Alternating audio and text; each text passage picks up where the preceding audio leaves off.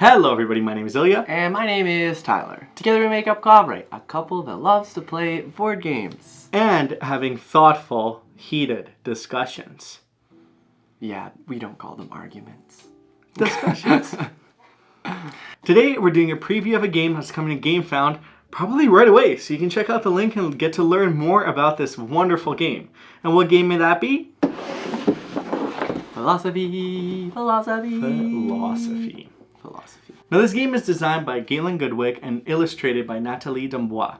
It is published by Quality Beast, who helped sponsor this paid preview. So this game is about essentially having a conversation with another individual, and you're going back and forth, stringing your ideas and thoughts together, making these moves to try and Come to a conclusion. Yeah. And you'll do that through placing tiles, which brings in some abstract strategy, chess-like feel to this game, and we'll get into that a little bit later.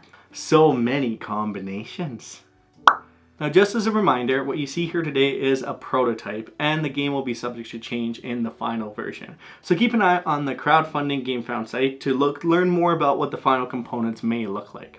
Well, let's give you a quick overview of how to play the game. As always, you'll begin by setting up. You'll place the board between the players, choose your player colors, and give each player a set of their 12 idea tiles in that color. You'll place a respect token near the board, choose a starting player, and now you're ready to play. Now your goal in this game is to place your idea tiles so that you'll end up with 3 of them in a row. This is called a conclusion. On your turn, you'll place and activate your idea tiles. During your turn, you must follow these steps in order. Place a new idea tile, activate your ideas, and check for conclusions. Now when placing your ideas, you'll choose one of your unplayed ideas and place them on the board as follows. Your new idea must be placed on an empty space and in the center 9 spaces of the board. It can be rotated in any direction as long as it aligns with the grid. Now the second step is to activate your ideas. When you place a new idea, it will activate if it targets an opponent's tile, not your own. Now what happens to it is depending on your idea tile. There is a targeting icon on each one and the impact, which is in the center. Now, if you're moving an idea to a space occupied by another tile, you'll simply move both the ideas in that direction, and this can be diagonal as well. If any ideas come off the board, they're simply returned back to the player's supply. Now, once you're done activating your new idea, you must check if this activated any of your existing ideas anywhere on the board. This is called a chain reaction. Say for example, you've placed an idea that activates and moves your opponent's tile into a space targeted by another one of your ideas. It will then activate again. The important thing is though, only your own ideas can be activated, and each of them can only be activated once per turn. So there's no infinite sort of reactions. Now when would a tile not react? Well, if neither tile has moved during the last activation, your idea does not activate. Last thing I'll note is if there's ever multiple reactions that can occur, you'll simply choose which one and only execute that one.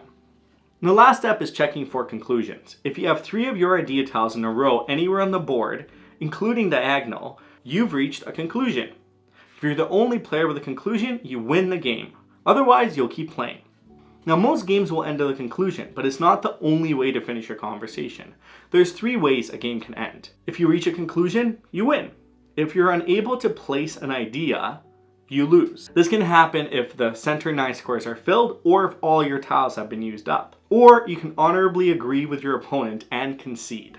You'll place one of your ideas face down on the board and say, I agree. By doing this, you forfeit the game. Now let's quickly go over the idea tiles. Many of them are pretty self-explanatory. They'll point the tile that is affected and show the direction that it moves. Now there's a few tiles with a double arrow. What this means is that it targets the tile 2 spaces away and pushes it in that direction. There's also the decision tile, which targets an opponent's tile away diagonally, giving you the option to choose left or right. There's a tile that allows you to toss, simply pick a tile and toss it back over, and to persuade, which pushes both the tiles in that direction. And the last tile is the rephrase tile. This targets any one tile away diagonally. You'll pick up the targeted tile and optionally rotate it any way you wish and place it back onto the same space. Now this is the only tile that can target your own tile.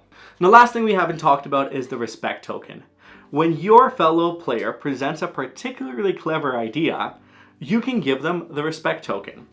This just shows the appreciation of their aptly articulated argument. Whenever they feel appropriate, they can return the favor. And this is another element to really elevate the theme. Will your ideas win them all? So now that we've shown you how to play and the general mechanics of the game, let's dive into some of the elements that we think make this game really stand out. Yeah. And I guess I'll start with the obvious, the theme. Yes. Yeah. And initially, any abstract strategy games with themes, I'm always very hesitant of, is it really going to connect? Is it really going to stand out? And I think once reading through the book and seeing how it connects, I feel like it's the most clever theme that can be attached to this game. Because you're playing these pieces, you're trying to connect them, and they're just thought fragments. And we've all been there where we say a thought, and we don't really know how it plays into everything else. So now it's kind of trying to create an argument of connecting thoughts that will convince your opponent in a very strong way, while they're trying to pick holes at your argument. Yeah. Yeah. Not even pick holes at it, just suggests that you are implying other things which may mean certain things. And I think like playing through the game more and more, that theme started to make a lot more sense to me. And I just started to think about like how many conversations I've had where as long as you stay open-minded, that your thoughts, your opinions, they can all kind of like be shaped or formed, and you may come out of a conversation feeling lighter, having a different perspective on it. Maybe your opinion didn't change, but at least you were able to have that conversation and grow from it. That's philosophy right there. And I think the other small thing I'll say is the respect token, I think really brought that reminder of the theme back, which I really like. Initially I was like, this feels a little bit silly. But then as we played it, I'm like, oh, that was such a good move. I can't believe you managed to create that combination. So I'm like, I have to give you respect. And it kind of comes back to like, you know what? That is a good point. Yeah, that's what I think about it. Is it a debate? It's like, that's a good point, but... or you got me stumped. Or wow, okay. I think of the young Sheldon scene, actually, about where it's like, I feel somewhat validated. So, yeah, that's what it reminds me of. Yeah, so this is a game that you can really pull out when you have a heated discussion that you need to resolve. Well, I don't know about that, because it does end up being this abstract strategy chess-like Do we game. need another cat? I think so. Yeah, if you really want to like push the theme to a certain conversation, then yes. But do not take the results of the game as the answer to your end-all or be-all, end-all kind of thing. What's another reason? I think I kind of was trying to allude to it as like this abstract strategy chess game where you're always like, you're planning ahead, you've got these tiles that do a bunch of different things that you really have to be strategic with in placing, and it can kind of come down to these cool little chain reactions that you're able to make throughout the game, or one simple move that your opponent maybe did not foresee coming. No.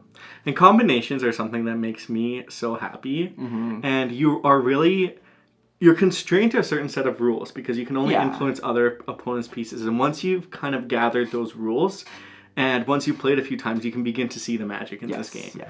Because all of a sudden you move a piece, it moves another one, and it moves another one, and it creates, and maybe potentially you win because of that. Yeah. Like that, those moments are moments I yearn for in games, and this game has that, so it makes me very excited. I will say that it does sometimes leave me personally a little frozen, because I will go through every single piece that I have on the board and be like, what would this do if I put it here? What would this do if I put it here? And then I go through these steps. But I think like that's cool because you do like, just to come back to the theme, it's like you do have to think through like how you're gonna say something, how you might frame it, like all of these things that are like really important to keep in mind, I think can really shine through in the simple mechanic of just deciding which tile to place and where. And to bring it back to the theme again, sometimes in those heated discussions, you just need to slow down. You just need to process the information. Sure. You don't need to dive in and just say the most blunt thing because that could lose you the game.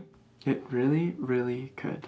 All right, there are a couple things that I just want to like quickly mention because I think they're worth talking about. This is a two-player game. So if you're looking for another two-player game, strictly two-player game, then this is probably right down your alley. But there is a variant for 3 players too, yes. so it does kind of layer it up a little bit. Yeah.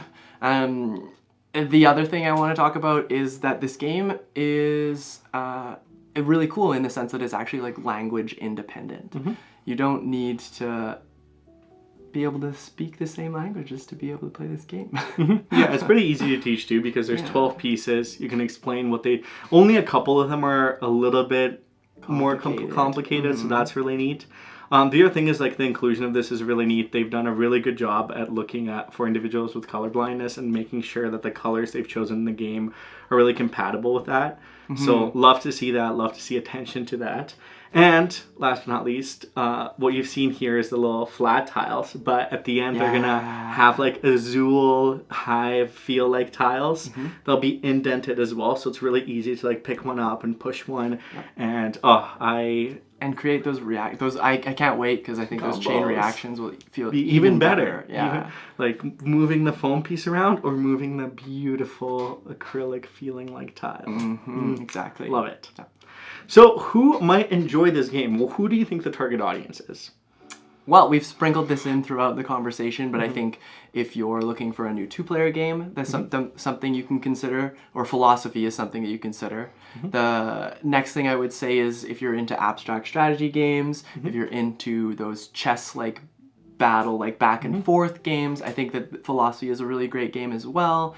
Those are the ones that I can think of right off the top of my head. What would you say? The thing I'll add too is it's a game that you get better at. Yes. I think like with a parallel that I see directly with chess is like in chess, if you play somebody who's never played the game and then you are a very seasoned player, game can be over in 3 minutes. And I think this is the case here as well. If you know the pieces, you know a strategy, you can come up with it. But this is a game that you can keep playing and keep getting better in, and then really create moments of a lot of really interesting thought. And tying it back to the theme, it just... Learning from your mistakes, yeah. Exactly. So there's a lot to love in this game, and you should definitely check out the Game Found campaign and click that link down below because you can learn more and see all the game has to offer. And look how beautiful. Exactly. If you enjoyed our video, though... Please give us that thumbs up, hit that subscribe button if you're new here, and even hit that bell notification because we release videos weekly and we love to talk about board games.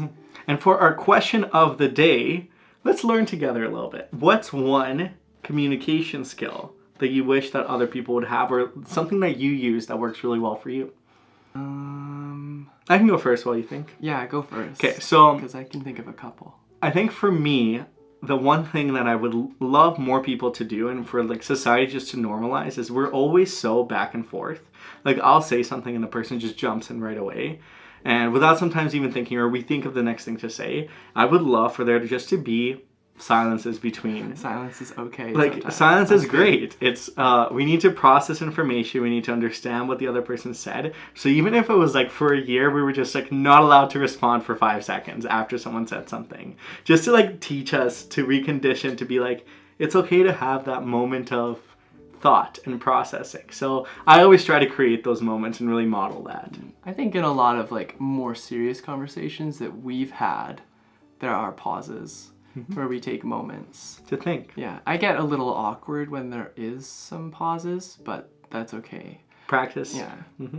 I think the one thing that I like when having conversation, like really serious conversations, is reiteration. I think it's sometimes, especially when you're on opposite ends of the spectrum and trying to argue certain things, like sometimes you're actually not. And the important thing is to make sure that like, why are we getting so heated if this conversation is us arguing for the exact same point? And I think even further to Ilya's point is taking that moment to say, just to clarify, did you mean blank? Or so what I'm hearing is, like you can paraphrase, and I think that's really important in having a healthy conversation with somebody because it mitigates that increase in heat level kind of thing. Fire! Yeah. Well, thank you so much for watching. Let us know your communication tips and tricks down in the chat, in the comments, in the comment box. We don't have a chat. Yeah. We are chatting. We call it chat. It can be a chat. It can be a community space for you. Exactly.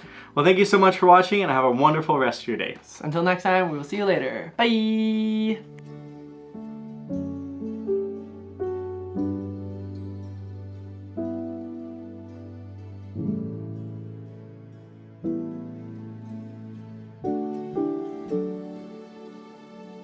You didn't lint roll your beard. I did lint roll my beard, actually.